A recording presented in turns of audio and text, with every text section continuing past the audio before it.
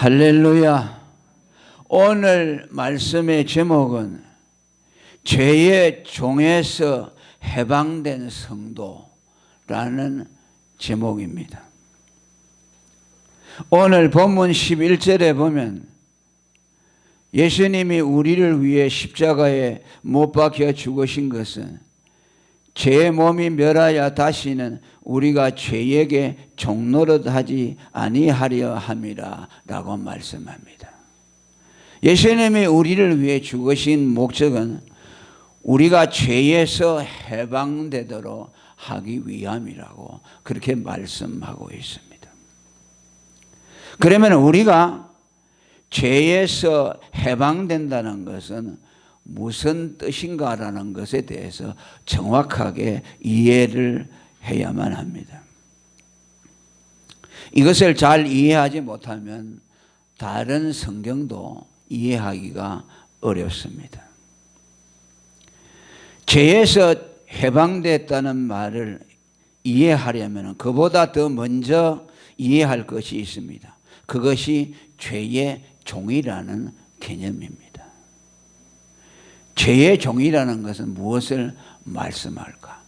여러분들은 이 구절을 읽으면서 각자 나름대로 개념들을 가지고 있을 것입니다. 어떻게 떠오르는 것이 아마 대개 이런 생각일 것입니다. 죄의 영향력에서 벗어나지 못해서 늘 죄만 짓고 사는 사람, 이런 상태에 있는 사람을 죄의 종이 아닐까라고 생각할 것입니다. 죄를 안 지으려고 노력을 하지만 늘 자기의 마음과는 달리 죄를 범하는 사람. 예컨대 노름꾼이 도박을 안 하려고 자기 손가락을 자르면서까지 결심을 하지만 그 손가락이 잘린 채로 가서 다시 도박판에 들어간다고 하지 않습니까? 그래서 노름꾼이 노름을 끊지 못하는 것처럼 죄의 속박에서, 죄의 영향력에서 벗어나지 못하는 상태를 죄의 종이라고 하는가. 그런 생각이 아마 가장 많을 겁니다.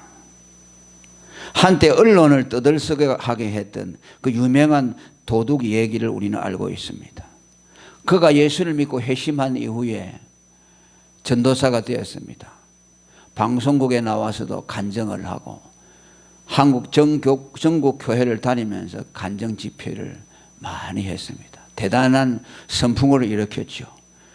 아주 성경을 얼마나 많이 보고 복음 전도에 힘을 썼습니다. 그런데 얼마 있다가 우리를 실망시키는 일이 생겼죠. 그 사람이 남의 집에 담을 넘다가 감옥에 들어가게 되었다는 거죠. 그 사건을 보고 충격을 받은 사람들은 굉장히 많았죠. 그 방송국에서 간증한 것은 무엇이며 그가 그렇게 성경을 사랑하고 복음 전도에 열심한 것은 그건 무엇이란 말인가? 그동안에 쇼를 했다는 것인가? 얼마 전까지만 하더라도 계속 감옥을 들락느라 지금 나이가 80이 아마 됐을 거예요. 80이 넘었는지. 근데 몸은 건강하기 때문에 담 넘는 힘은 아직도 있다고 해요. 지금도 얼마 전에 마지막 감옥에서 나와서 인터뷰를 하는데 오직 선교만 하겠다고 남은 생에 그렇게 말하는 것을 보았습니다. 아, 죄라는 것이 이렇게 끊기가 어려운 것인가? 그 사람이 쇼를 한 것인가? 아니면 죄의 습성이라는 것이 그렇게 벗어버리기가 어려운 것인가? 두 가지 생각을 갖게 됩니다. 저는 그 사람이 쇼를 한 것이라고 생각하지 않습니다. 오랫동안 죄에 젖어 있는 그 습성을 벗어버리기가 얼마나 어려운가 하는 것을 우리에게 말해줍니다. 그러니까 죄의 종이라고 하는 것은 이런 것을 말하는 것인가. 또 완전주의자들이라고 하는 사람들은 이것을 이렇게 해석합니다. 죄의 종이 되었다는 말은 전혀 죄를 안 짓는 상태에 도달하지 못한 것을 말한다. 제2의 중생을 경험하면 누구도 죄를 범하지 않게 된다. 죄를 짓고 싶은 마음도 없다. 완전한 상태에 도달한다. 라고 말하는 사람들이죠. 그 웨슬리안 완전주의라고도 그렇게 합니다. 죄의 종에서 해방했다는 말이 정말 그런 말일까?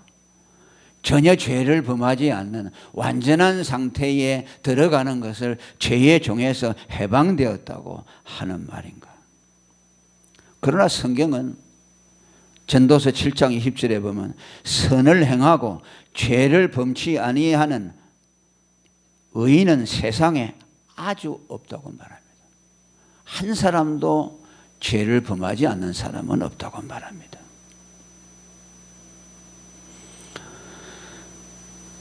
죄의 종에서 해방되었다는 말은 전혀 죄를 안 짓게 되었다라는 것을 의미하지 않는다는 말이에요. 다시 말하면 죄의 영향력에서 완전히 벗어난, 마치 천국에 올라가 있는 것처럼 그런 완전한 상태에 도달한 것을 의미하지 않는다는 말씀입니다. 예수 믿고 구원받은 사람도 늘 허물이 있고 실수하기를 반복합니다. 그것은 죄의 종에서 해방되지 못해서가 아닙니다. 성경은 예수를 믿고 구원받은 사람은 죄와 사망의 법에서 벗어났다고 로마서 8장 2절에 우리에게 선언하고 있습니다. 그 말을 한 사도 바울은 완전한 자였을까요? 그 역시 죄 때문에 너무도 심각한 고민을 평생 하고 살았던 사람입니다. 로마서 7장에 보면 그의 적나라한 고백들이 나옵니다. 원하는 것을 행하지 아니하고 도리어 미워하는 그것을 한다고 말합니다. 19절에는 내가 원하는 바 선은 하지 아니하고 도리어 원치 아니하는 바 악은 행한다. 22절에는 내 속사람으로는 하나님의 법을 즐거워하되 내 지체 속에 다른 한 법이 내 마음의 법과 싸워 내 지체 속에 있는 죄의 법 아래로 나를 사로잡아 온다. 이것을 현대인의 번역은 이렇게 말합니다. 나는 아직도 내 안에 있는 죄가 나를 종으로 만들고 있다. 그러면서 24절에 오호라 나는 공고한 사람이로다. 이 사망의 몸에서 누가 나를 건져내랴. 죄에 늘 패배하는 자신의 절망감을 토로하고 있습니다. 자기는 죄를 범하지 않으려고 하는데 안 되니까 그 둘 사이에서 갈등이 많이 생긴다는 거죠. 그래서 어떻게 보면요, 예수 믿는 사람이 갈등이 더 심할 수가 있죠. 둘 사이에서 늘 싸워야 하기 때문에. 우리도 마찬가지고 사도 바울도 마찬가지고 우리가 여전히 잘못을 행하고 때로 죄를 범하는 것은 죄의 종에서 해방되지 못해서가 아니라 우리에게 남아있는 육신의 연약성으로 말미암아 그것은 불가피하게 피할 수 없는 일이라는 것을 성경이 말씀하고 있습니다. 그 실수와 허물이 자기가 죄에서 해방되었다는 것을 절대로 무효화시키지 못한다는 것이죠. 죄의 종에서 해방된 자기의 그 위치를 바꾸어 놓을 수가 없다는 거죠.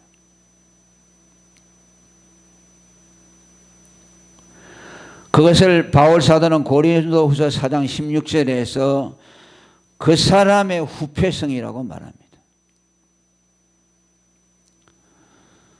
그 사람의 후패성은 무슨 말입니까? 자기에게 남아있는 옛사람의 그 속성이 계속해서 자신을 부패하도록, 부패성을 드러내도록 만든다는 말씀이에요. 후패하다는 말은 부패해진다는 뜻이죠. 그 사람은 늘 부패하다는 말씀이죠. 그러면서 뭐라고 했습니까? 그 뒤에 보면은 그 사람은 후패하나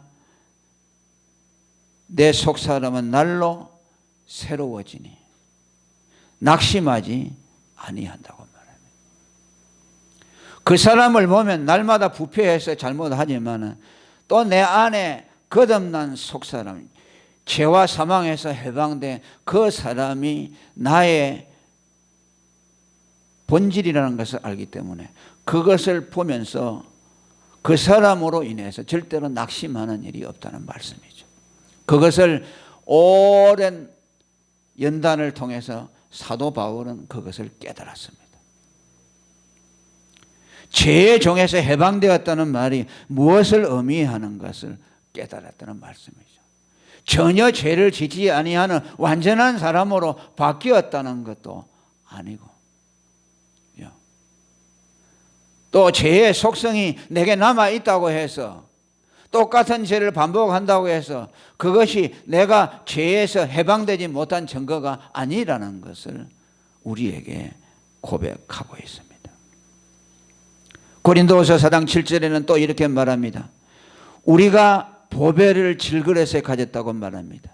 이 보배라는 것은 복음을 말하고 우리로 하여금 새 생명의 본질을 말합니다. 그 본질이 어디에 담겨 있느냐? 후패한 그 사람, 질그릇과 같은 연약한 그릇에 담겨 있다고 고백합니다. 보배와 후패한 것이 동시에 우리 안에 있다는 거죠. 우리의 보배로운 속사람, 영원한 하나님의 생명, 죄에서 해방된 예수의 생명이 어디에 담겨 있느냐? 후패한 그 사람, 질그릇과 같은 깨어지기 잘하는 약한 그 안에 담겨 있다는 말씀이죠. 그 사람이 약하다고 해서, 질그릇과 같다고 해서 그 안에 있는 속 사람, 죄에서 해방받은 그 사람까지도 우리가 무시해서는 안 된다는 말씀이죠. 지금은 포장이 발달한 시대입니다. 광고가 발달되어 있죠. 그래서 겉을 보고 속까지 판단하죠. 어떤 사람이 돈이 많거나 학식이 많거나 또 권세가 있다면 그 사람 전체를 다 훌륭하게 보도록 합니다. 그러나 끝이 별로 시원찮으면 그 사람 안에 얼마나 귀중한 것이 담겨 있고 그 사람의 인격이 얼마나 훌륭하고 그 안에 얼마나 소중한 것이 있는가를 아예 보지 않으려고 하죠. 그래서 사람들은 겉으로 포장하는 일에 능숙해지고 있죠. 그것을 예수님은 파악을 했죠. 사람은 외모로 보나 하나님은 중심을 본다. 사람들은 유대인들의 인간적인 그 의의를 보고 껍복하고 존경을 표했지만 그들 안에 숨겨져 있는 용서받지 못한 죄들을 예수님은 보았습니다. 그래서 그들을 향해서 위선자라고 책망을 했습니다.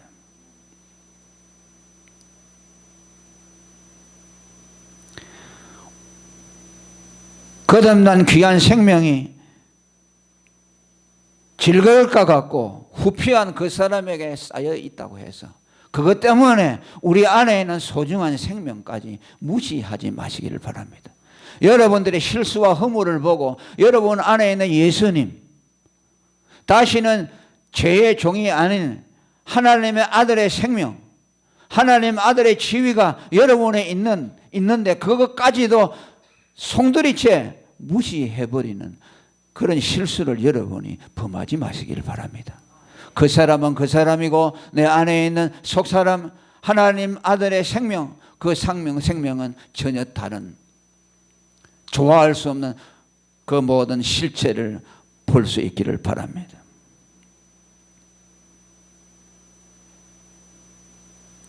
이를 좀 더 이해하기 쉽도록 예를 들어 봅니다. 죽음이라는 문제도 마찬가지입니다.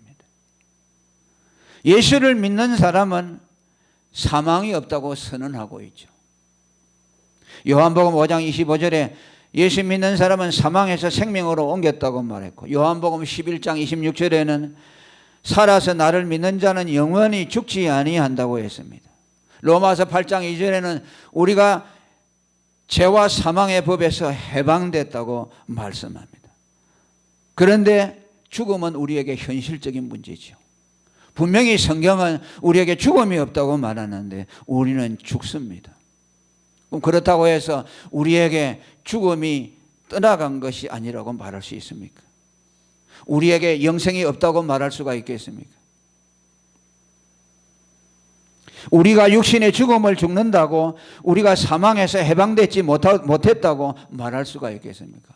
오늘 예수를 잘 믿다 죽는데 저 사람은 죄에서 사망에서 벗어나지 못했으니까 죽는다고 말할 수 있겠습니까? 그 안에는 영원한 생명이 있음에도 불구하고 그 육신의 생명은 종말을 구할 수가 있는 것입니다. 그것 때문에 그 안에 있는 영생까지도 무시해서는 안 된다는 말씀입니다.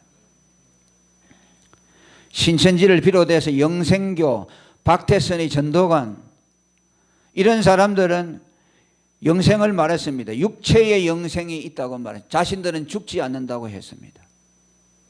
그러니까 예수님이 성경에서 말하는 영생이라는 개념을 이해하지 못한 것이죠. 육체가 죽으면 영생이 없는 것이라고 그들은 성경을 오해했습니다.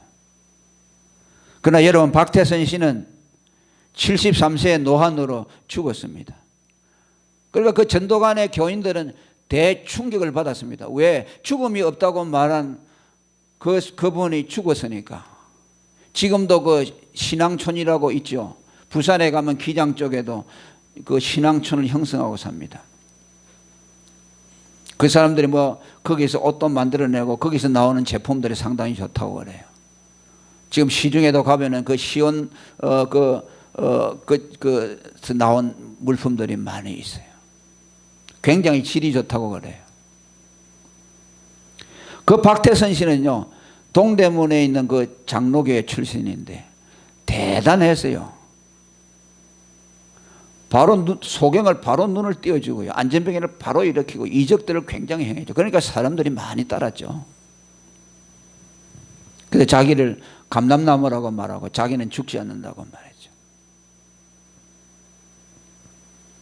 또 영생교 조희승이라는 사람은 역시 얼마 전에 지금 이만희와 동갑이에요. 이 사람이 신천지. 그 사람은 72살에 죽었는데 지금 이 이만희는 79인가 80 몇 살 되죠. 9이죠. 그들은 영생한다고 믿습니다. 이것이 여러분 성경이 말하는 이 균형을 이해하지 못하기 때문에 그래요. 죄에서 해방됐다는 것과 오늘 우리가 약해서 죄를 범하는 것과 사망에서 벗어났다는 말과 육신의 죽음의 문제, 이 두 관계를 이해하지 못하기 때문에 그래요. 죄를 전혀 안 짓게 된다는 완전주의자들처럼 그런 상태가 되어야만 죄의 종에서 벗어났다는 말씀이 아니라는 뜻이죠.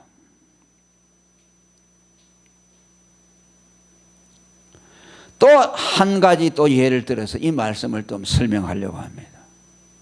그것이 오늘 읽지 않았습니다. 6장 18절에 보면은 죄에서 해방되었다는 말과 의에게 종이 되었다는 말씀이 나옵니다. 그냥 너희가 죄에서 해방되어 의에게 종이 되었느니라. 그러니까 의의 종이 되었다는 말을 이해하면은 죄에서 해방되었다는 말도 이해할 수가 있겠죠. 그러면 의에게 종이 되었다는 말은 어떤 뜻일까요?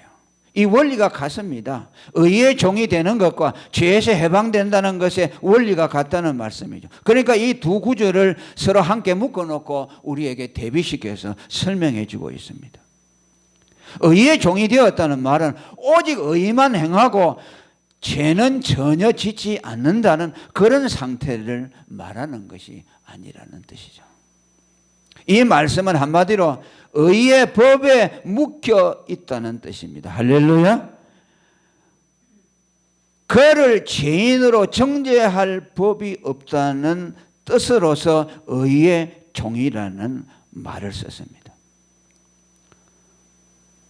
더 본질적으로 말하면 이것은 법적인 용어라는 뜻이죠. 의의 종이 되었다는 것은 의의 법에 딱 묶어놔서 그것을 누구도 깨뜨릴 수가 없다는 말씀이죠. 하나님이 그를 어렵다고 선언해 준 사람은 그 어떤 것도 그 의에서 떼어놓을 수가 없다. 그 의의 법에서, 어렵다고 인정해 준 그 법에서 그 사람을 떼어놓을 수가 없다. 그런 의미에서 의의 종이라고 말씀합니다. 그것을 로마서 8장 33절은 이렇게 말합니다.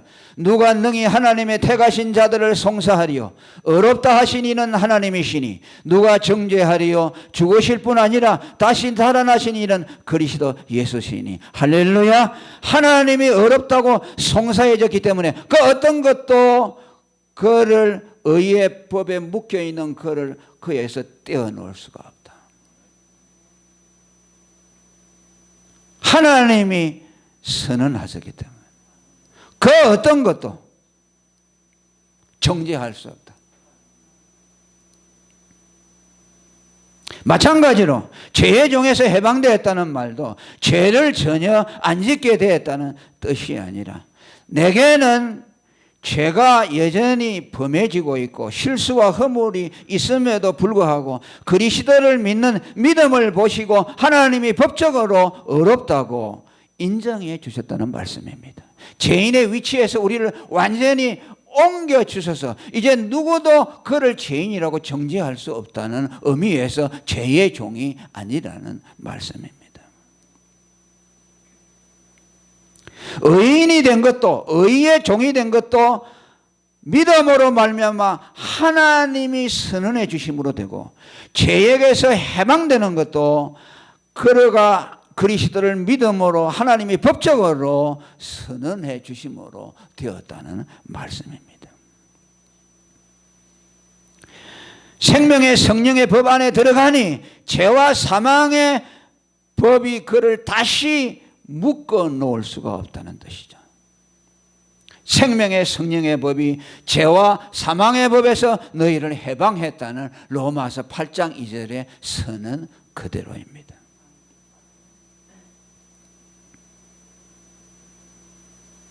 아멘.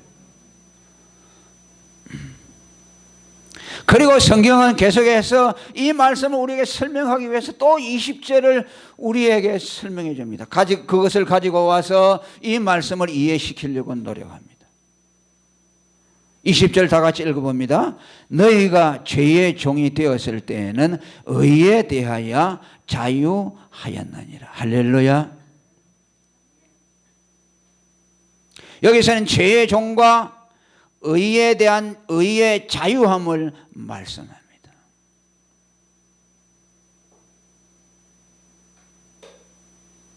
의에 대해서 자유했다는 말은 의와 상관이 없었다는 말씀이죠. 그에게는 의가 조금도 없었다는 말씀이죠. 너희가 죄의 종이 되었을 때는 의와 전혀 상관이 없고 의와 너는 전혀 무관하다.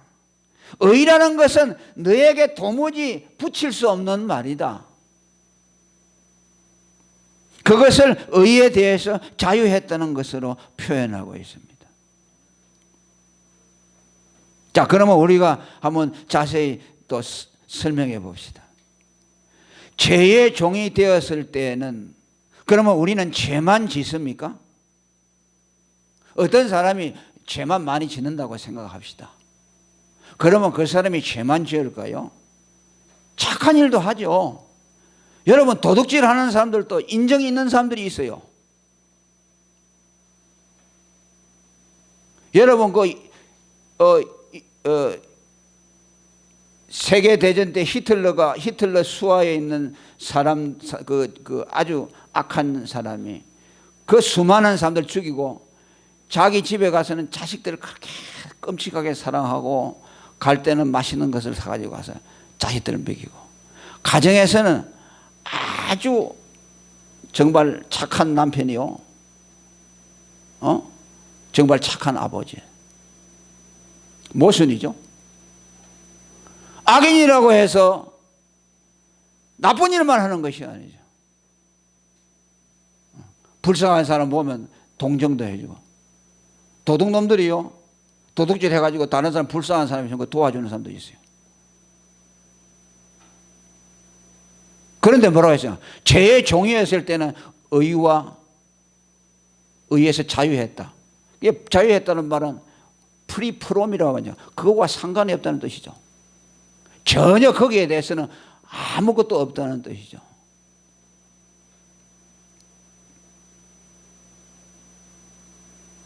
그럼 이것을 통해서 우리에게 뭘 말씀하느냐? 죄의 종이었을 때는 인간적인 의들도 있지만은 그 의가 전혀 의가 아니라는 것이죠. 양심을 쫓아 살고 세상의 법도 잘 지키고 남에게 착한 일도 하지만은 예수를 믿지 아니해서 법적으로 하나님으로부터 죄에서 해방됐다는 선언을 받지 못한 사람은 그가 아무리 착한 일을 많이 한다고 하더라도, 어려운 일을 많이 한다고 하더라도 의와는 상관없는, 의와는 무관한 사람이라는 것을 말씀하면서 이 죄의 종이 무엇이라는 것을 우리에게 더 덧붙여서 설명해 주고 있어요.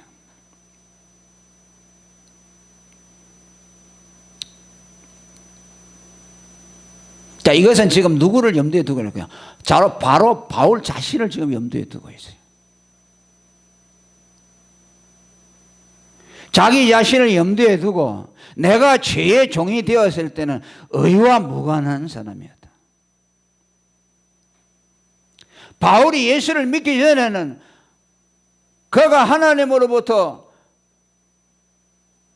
율법에서 자유하는, 죄에서 노임을 받는 그런 하나님의 의의 선언을 받지 못하기 때문에 그는 죄의 종인 채로 있었죠.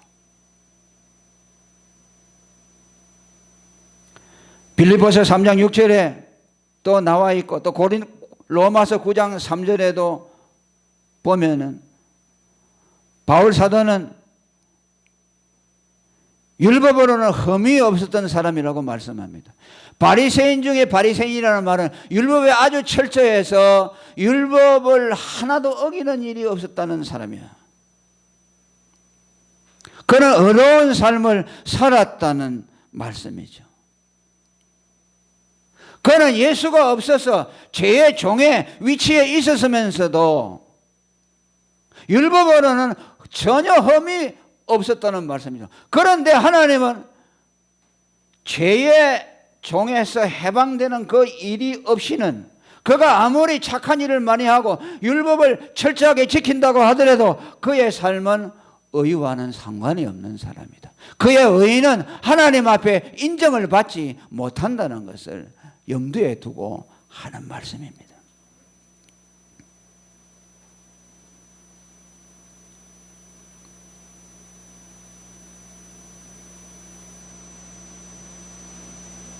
그러니까 죄의 종이라는 것은, 이것을 바울이 설명하면서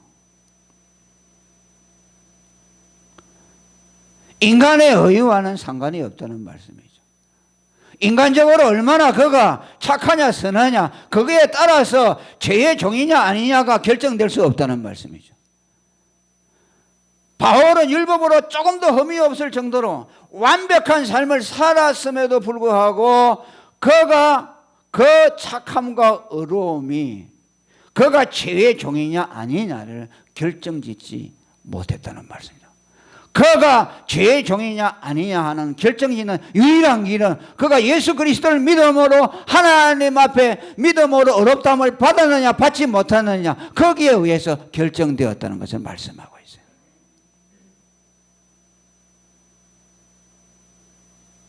그러면서 의의 법을 쫓아간 이스라엘은 의에 이르지 못했고 믿음을 쫓아간 이방인들은 의에 이르렀다고 말씀합니다. 이방인들은 바울에 비해서 의가 없는 사람입니다. 야만인들, 평생 죄만 짓고 살았습니다. 그럼에도 불구하고 그 사람들을 보고 죄의 종이라고 말하지 않고 의의 종이라고 말하고 있고 하나님이 그들을 의롭다고 인정해 주었습니다.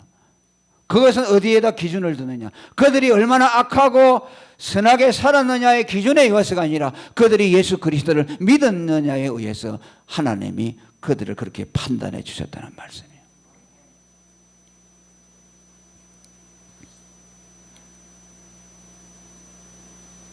오늘 저와 여러분도 죄의 종이냐 아니냐 하는 것은 우리의 육신 껍데기를 보고 저 사람이 뭐 도덕적으로 얼마나 선량하고 모범적인 시민이냐 그것에 의해서 결정이 되는 것이 아니라는 말씀이죠.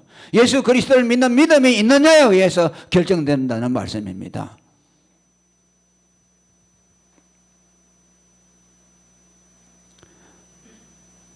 그러면서 오늘 이제 결론에 이르릅니다. 우리가 죄의 종에서 해방되는 그 길을 처음에 말씀드린 거죠. 그것이 어디에서 비롯되느냐? 우리 옛사람이 예수와 함께 십자가에 못 박혀 죽음으로 죄의 몸이 멸하여질 때에 우리가 죄의 종에서 해방된다고 말씀합니다.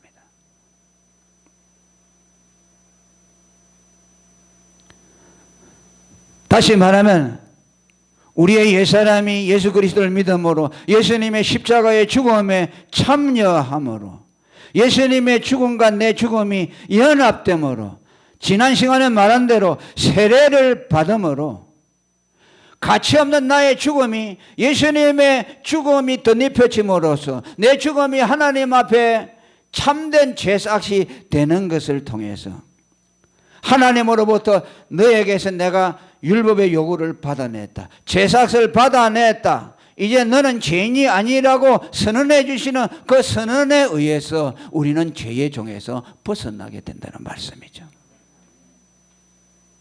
이것이 없이는 죄의 종에서 벗어나는 길이 없다는 뜻이죠.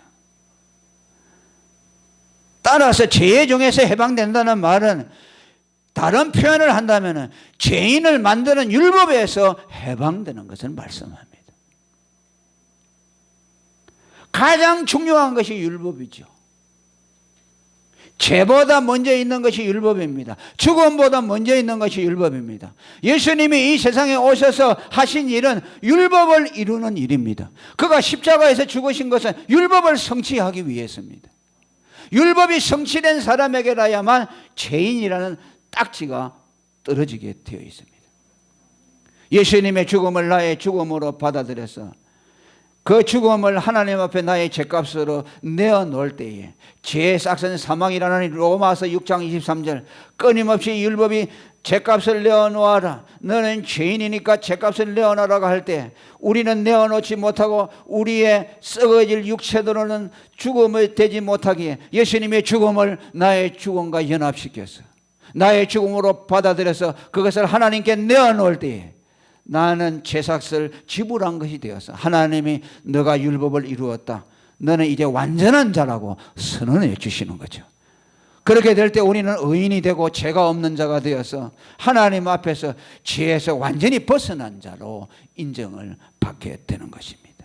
지난 시간에 죄에 대해서 죽었다는 말씀과 오늘 죄의 종에서 벗어났다는 말씀과는 같은 의미로 받아들일 수가 있는 것입니다.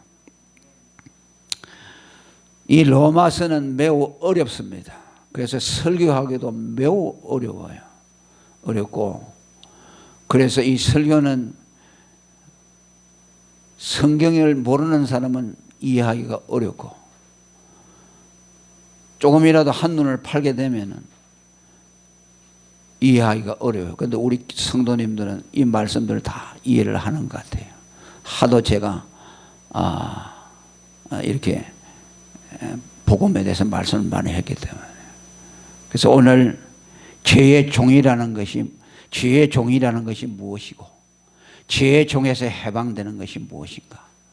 자, 그것에 대해서 말씀을 드렸습니다. 할렐루야.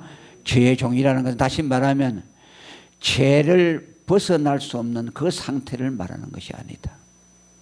또 죄의 종에서 벗어나는 것은 죄를 전혀 안 짓게 되는 완전한 상태에 이르는 것이 아니다.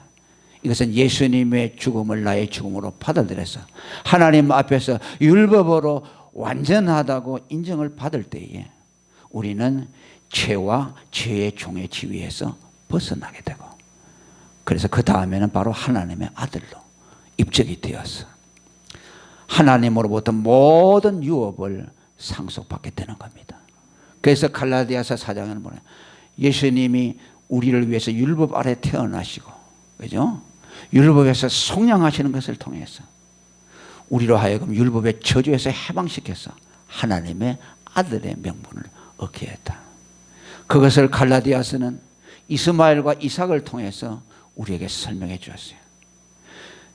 이스마엘 곧 그의 어머니 종인 하갈에게서 난 자, 곧 신의 상과 연결 지으면서 율법 아래에 있는 자들은 종이기 때문에 종인 자는 죄인이고 율법의 종인 사람은 죄인이기 때문에 절대로 하나님의 아들이 될 수 없다.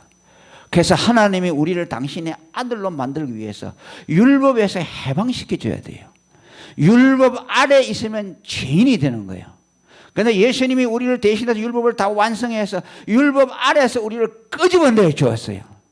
그래서 율법이 우리를 죄인이라고 정죄할 수 없게 됐어요. 그렇게 될 때 우리는 아들로 편입이 되는 겁니다. 왜 예수를 믿으면 하나님의 아들이 되느냐? 예수를 믿으면 율법을 완성하게 됨으로써 죄인이 아니게 됨으로 하나님의 아들로 되는 것입니다. 오늘 우리가 이 축복을 받았다는 것을 여러분 감사하게 생각하고 여러분 스스로 자꾸 정죄하지 마시기를 바랍니다. 여러분의 그 사람이 넘어지고 실수하고 잘못하는 것, 그것이 여러분의 실체가 아니라는 것을 아시기 바랍니다. 우리는 우리 안에 있는 보배로운 이 보배는 우리의 약한 그 사람 질그릇에 쌓여 있다는 것을 아시기를 바랍니다. 그 사람이 약하지만은 그것이 결코 내 안에 있는 생명의 실체를 절대로 손상할 수 없다는 것을 여러분들이 믿으시기를 바랍니다. 그 사람은 후패하지만은 내 안에 속 사람은 하나님이 생명사계로 쌓아서 우리의 그 사람이 무너진다고 하더라도 그 안에 있는 영원한 보배로운 생명은 손상되지 않는다는 것을 여러분들이 확신하시기를 바랍니다. 통성으로 기도하겠습니다.